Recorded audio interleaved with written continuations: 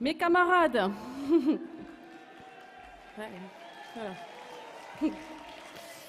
je vous apporte le salut fraternel des camarades de la Poste de Corse. Hey!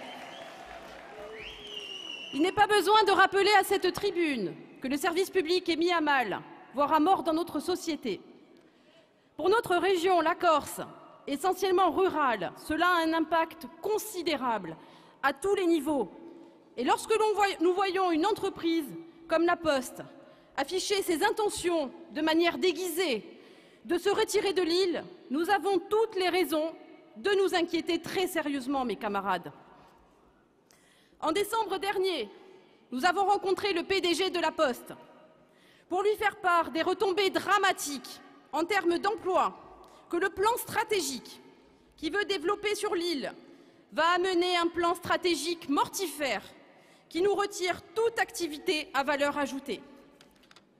Le service financier régional va se transformer en un cimetière financier national puisqu'il ne gérera plus que la clientèle fragile.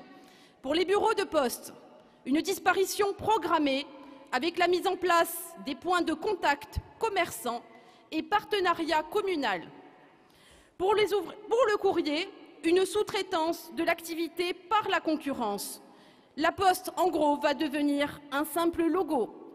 En tout cas, dans notre île, c'est exactement ce qui est en train de on est en train de se diriger tout droit vers le logo, mais sans postier, mes camarades.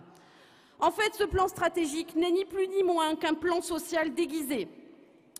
Aujourd'hui, sans répondre à nos questions, la Poste de Corse voudrait nous faire signer un accord social régional qui ne prend pas en compte l'humain et qui est sans intérêt pour le développement économique de notre île. Le volet humain et social, mes camarades, vous pouvez le mettre à la poubelle, il n'y a rien dedans. Alors que vient de s'ouvrir le procès en appel de l'ex numéro 2, Louis-Pierre Vénès, cela nous rappelle qu'il ne faut pas faire ce qu'il ne faut pas faire, que l'humain doit toujours passer avant le business.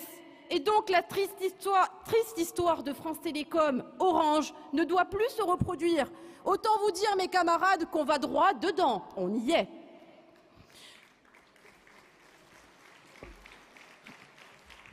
Cela ne va pas nous empêcher de défendre les intérêts des postiers et nous donne encore plus de force, mes camarades, et de détermination pour combattre ces politiques libérales.